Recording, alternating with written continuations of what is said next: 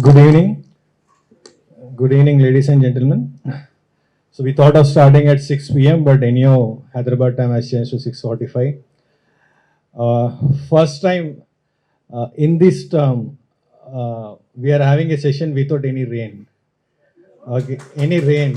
Last three times there was heavy disruption of the rain, and but still we had a good number of attendance, and every I can say average out of presence in this lecture session is about 70 to 80 as a regular thing. And good to see today a lot of new members have come to this session today, and maybe the topic has pulled the members over here, or the speaker has pulled the members over here.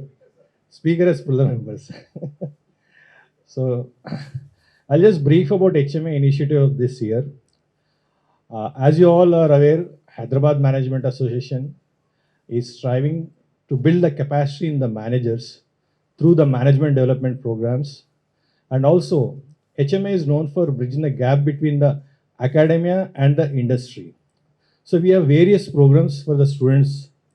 For example, this year the new initiative is Entrepreneurship Development Program. This is being designed by the industry veterans, and this is being delivered in a workshop model.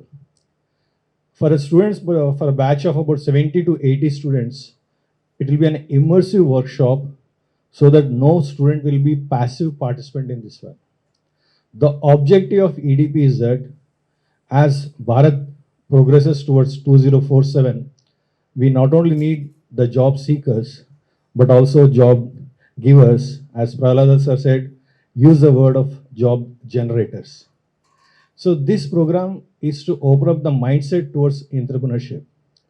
And then as such, we used to have a program called Industry Readiness Program, which used to be an online program for about 40 hours.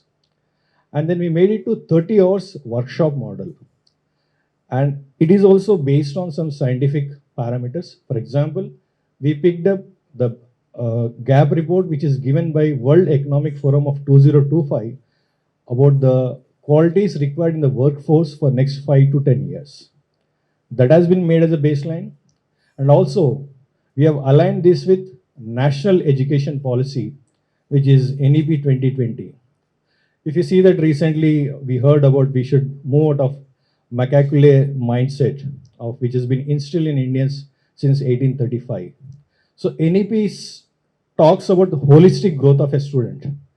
It's not that just only academic. We know that the system brought the clerks, or that was made for with certain objective.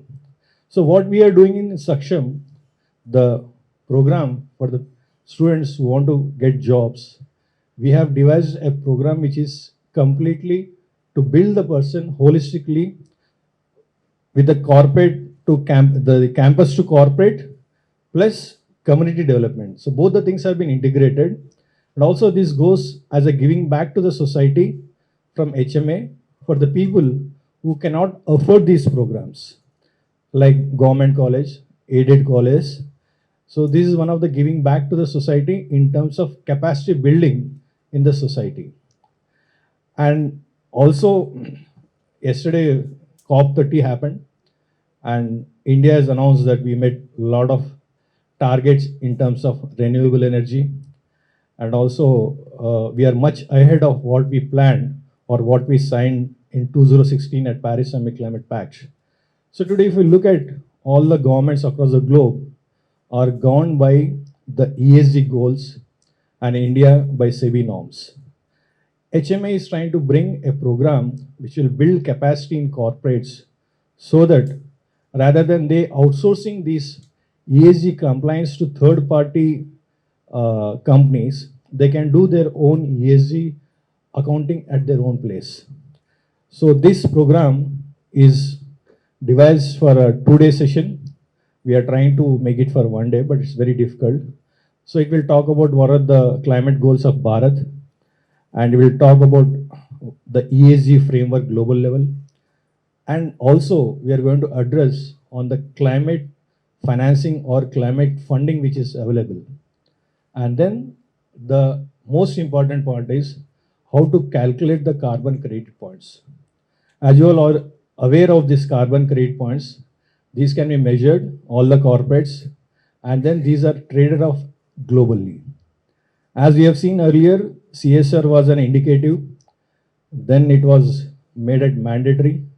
Now it is punitive, means any corporate which is having profits but unable to spend in CSR, they need to open up other account or they need to send it to PM account.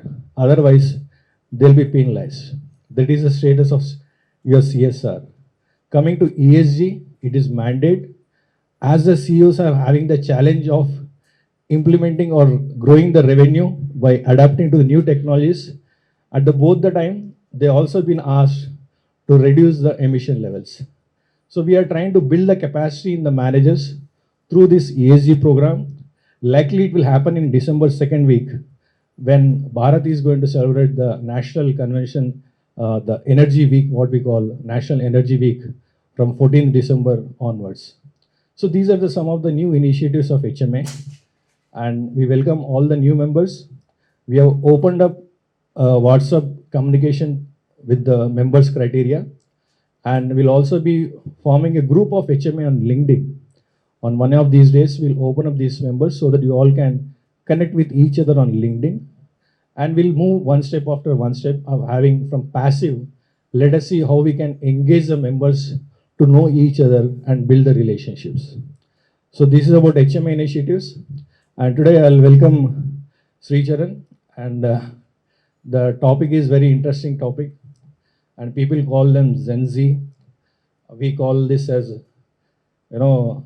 the generation of Amrut Kal. Recently we have celebrated 100 years of Indian independence and then also Hyderabad Liberation Movement 100 years also, 75 years, sorry, 1948, 17 September, okay.